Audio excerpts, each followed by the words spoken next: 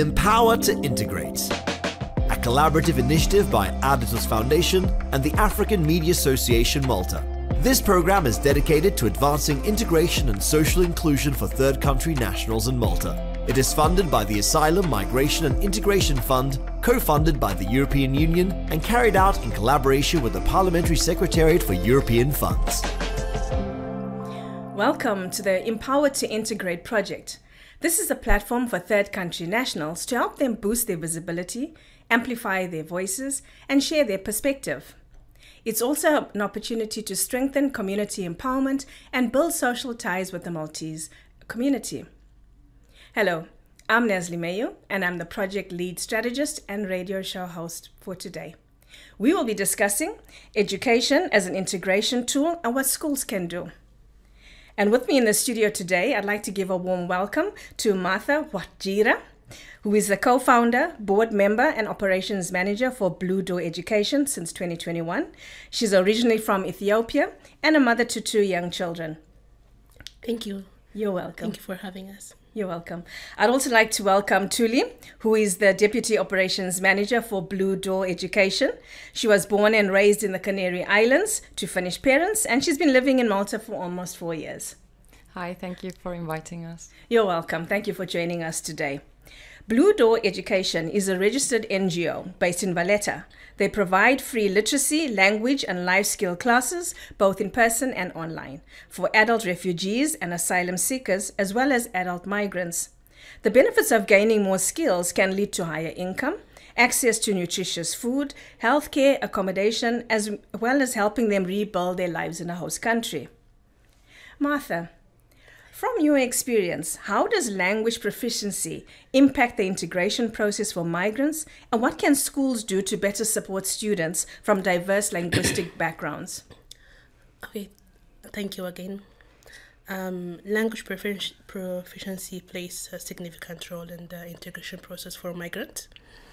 It can impact their ability to access services, daily services, participating in their workplace, even to hang out with a colleague or a friend. So it can have a really a high significance in their life.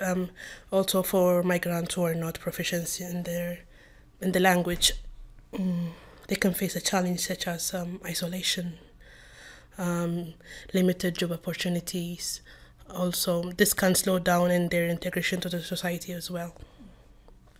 Thank you for sharing that and how impactful it is and stops somebody from actually progressing in life. Tuli, how can schools collaborate with NGOs like Blue Door Education to provide more holistic support for migrant students and beyond traditional classroom learning?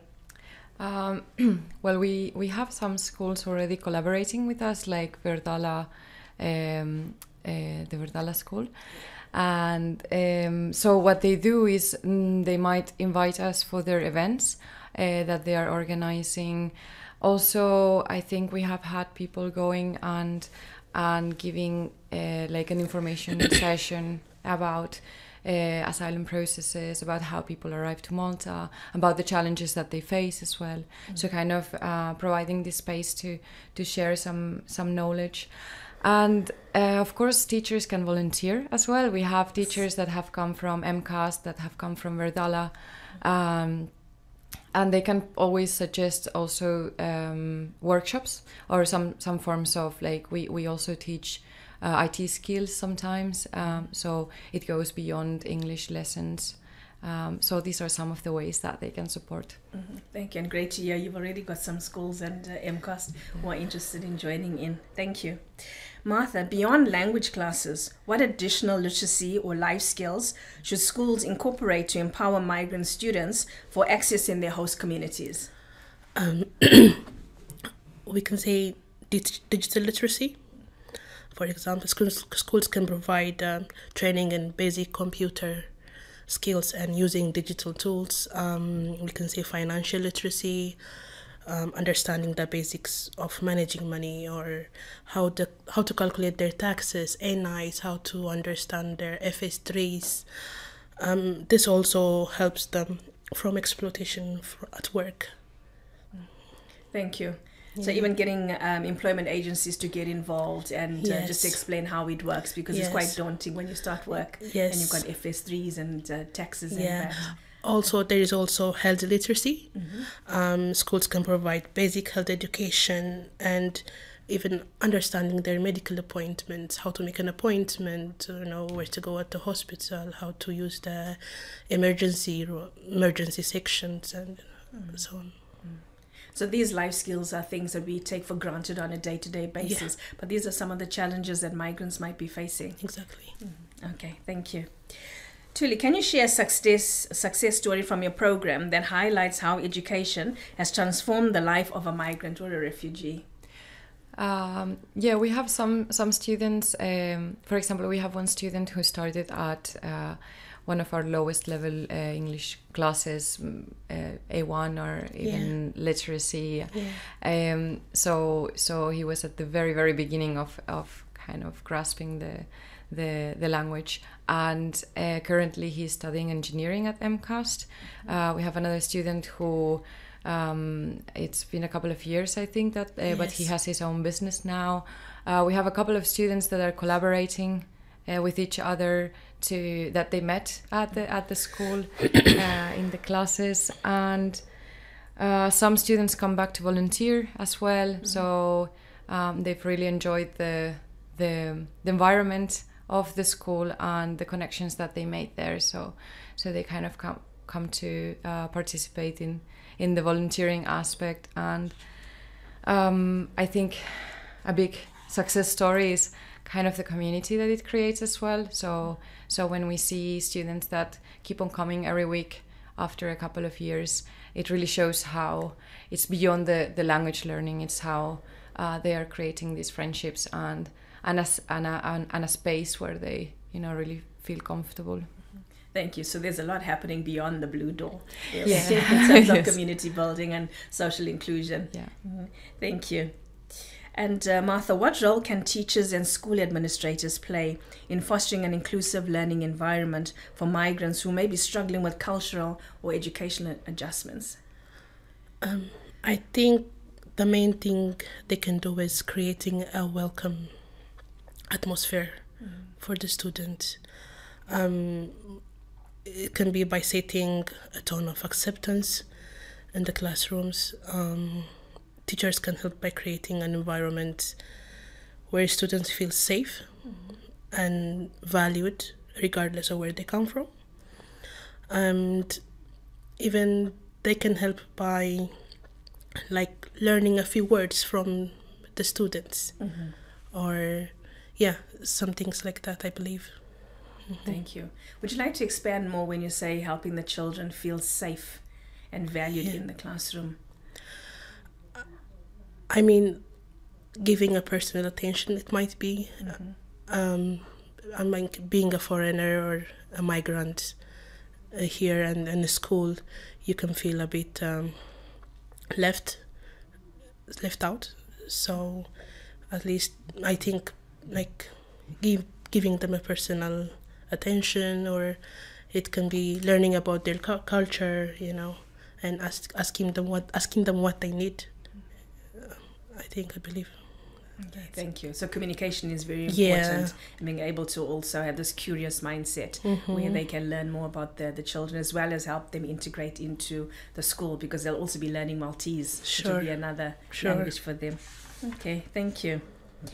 So Tuli, what are the most common challenges migrants face in accessing education in Malta, and what policy changes or initiatives would you suggest to address these barriers? So I think the biggest challenge is the lack of a residence permit, of the being having an irregular status. So the kind of the legality of their stay in Malta, and I think this is a big problem because there you don't really have the access to any kind of education or support. So this creates a kind of this state where they might not know where to start, even to find education, whether it's English or whatever kind of education. it's expensive as well. If we're talking about English lessons, and the classes are very expensive.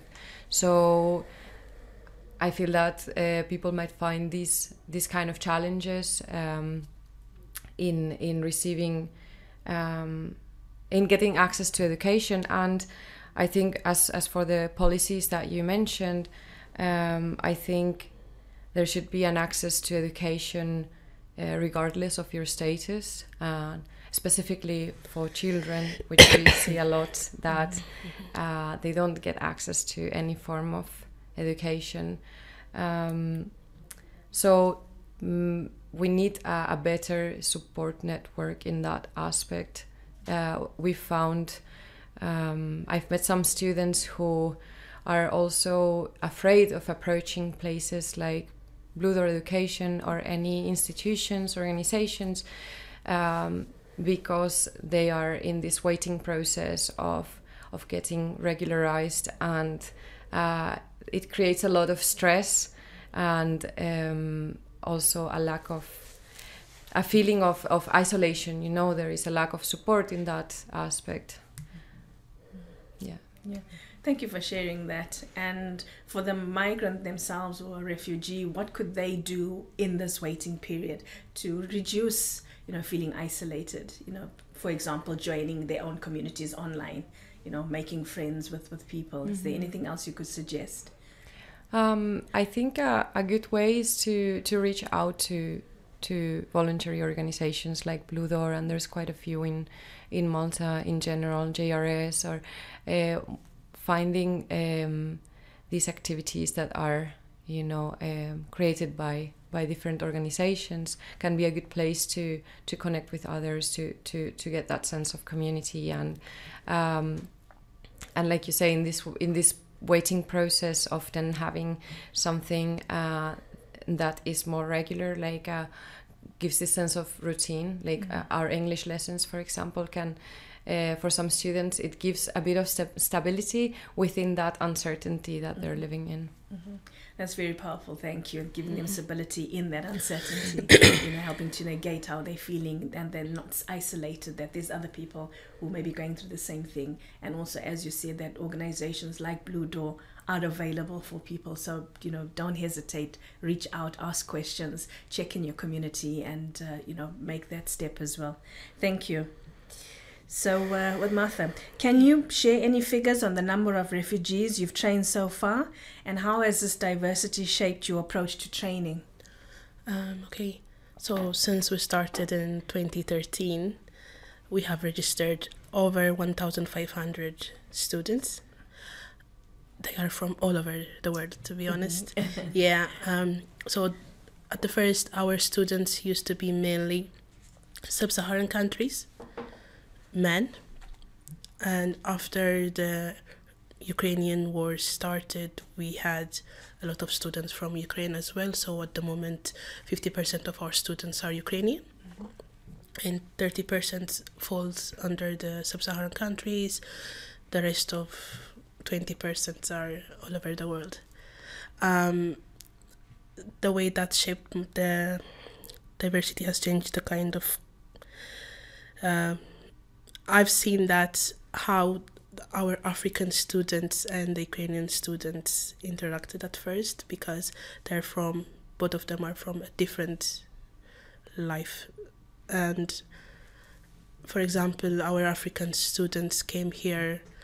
I'm sure you know the voyage of how they come here through Libya, Sahara. It's really not good situation even for the Ukrainians, but they come from a really, really different backgrounds.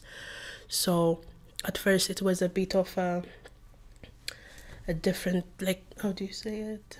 It was like the clash of the clash of the cultures. But in a couple of weeks we see them being friends, going to the bus stop together, or going for a coffee together, or whenever we have a get together or a party. They're very, very close, and that changed my idea of diversity. Like, anyone can get along, as long as the idea of they're sharing something. Yeah, they're sharing something when they have something in common, you know. So that's my idea. Yeah. Thank you very much for sharing that about the common goal that they have. They may have very different backgrounds and different struggles, different challenges. But once they get to know each other, and this community that you're building is sounding amazing, where people just keep coming back all the time. You know, we'd love to see more about Blue Door and what they're doing, and that there's just different nationalities who are coming together in a foreign country and also becoming friends themselves, so they're not that isolated, you know, from their own communities. Yeah. Well, that's really interesting. You mentioned it was also men as well who were mainly attending the training. Has that changed? Do you get lots of women? At the moment, it's mixed, but we have a women-only classes on Friday mornings. So we've seen that some women were not comfortable, and so our classes are on Monday and Thursday from 4 until 7:30.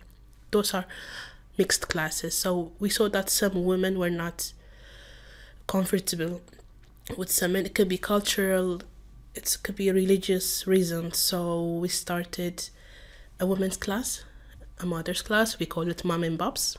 They also can bring their children with them, and we provide a free childcare. So we run that class every Friday morning from 10 until noon. So we have women students as well. Our students are aged between 16 and 77. That's quite broad. Yeah. And thank you for sharing that as well, because childcare can also be a barrier. Exactly. Sometimes when women want to learn, they find that they've got, you know, to look after the children, after their home, which is, you know, amazing that they're able to do that there. But it can also stop them from progressing where, you know, they've come to live in a country. Exactly. So having this childcare is just another barrier that's removed. Yeah. That's good. Thank you. And Tuli, funding is often a major challenge for educational programs. How does Blue Door Education Malta secure funding to sustain its initiatives, and what obstacles have you encountered in the past? Well, the obstacles are there because we receive no government funding at all. So basically, we rely on the kindness and generosity of donations. There is a difference between core funding, which is more stable, and the other one is project funding. Project funding, the yes. name. Mm-hmm. So unfortunately, core funding became very unpopular, and our funding is based on these project funds, which brings this instability in knowing, you know, where we can get the funding for keep the operations going. So what you do with the project fundings is that you have to write the project proposals and you kind of get the approval for the funding through these. But the problem is then it's a very competitive field as well, because you have different organizations competing for the same project fundings. And we offer, we are very consistent in how we provide our services. We have weekly lessons. We close for Easter for 1 week, and then we start the new term. So we are open almost the whole year for the exception of like 3 weeks.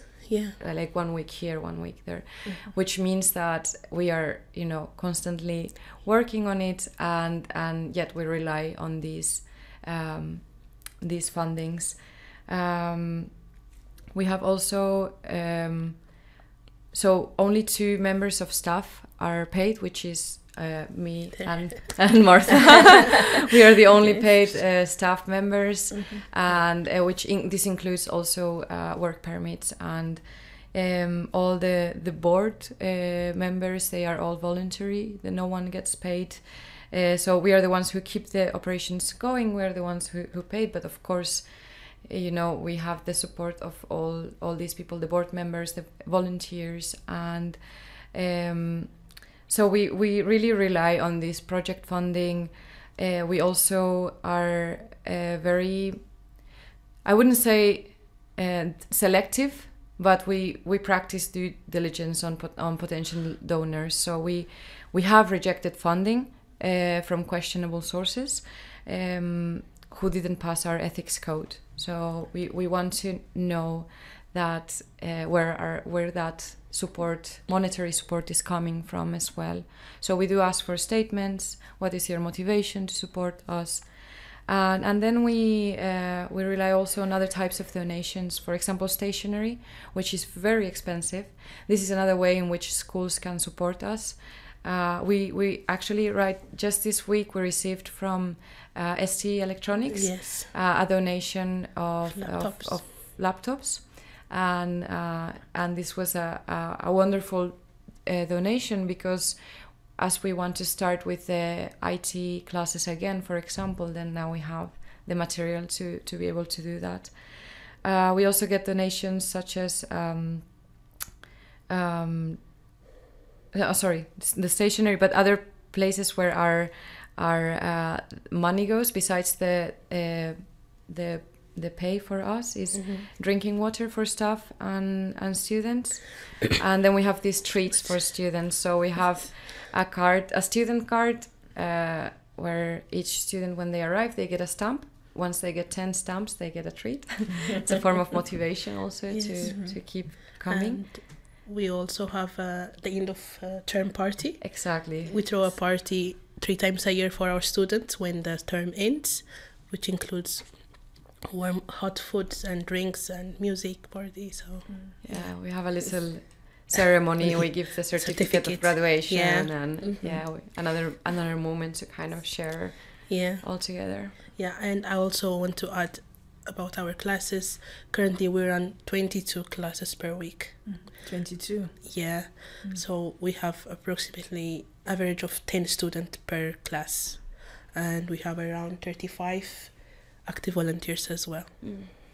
So which, speaking on the diversity, also not only students but our volunteers also come from all around the world.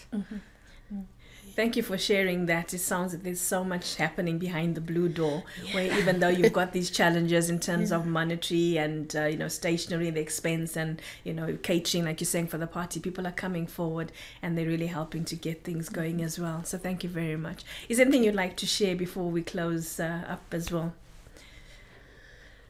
You have? We have, just as a fun fact, all our staff and board members are all women, so this is like a women-steered boat. And I think that's it. Yes. Thank you very much for coming along today, both Tuli and Martha. It's been a pleasure listening to you and sharing about Blue Door Education Malta and how it's just helping, migrants and refugees settle into Malta. I'd also like to just thank the Asylum, Migration and Integration Fund and the European Union for funding the project and also for this radio show. Thank you very much, and bye-bye. Empower to Integrate, a collaborative initiative by Aditos Foundation and the African Media Association Malta. This program is dedicated to advancing integration and social inclusion for third country nationals in Malta. It is funded by the Asylum, Migration and Integration Fund, co-funded by the European Union and carried out in collaboration with the Parliamentary Secretariat for European Funds.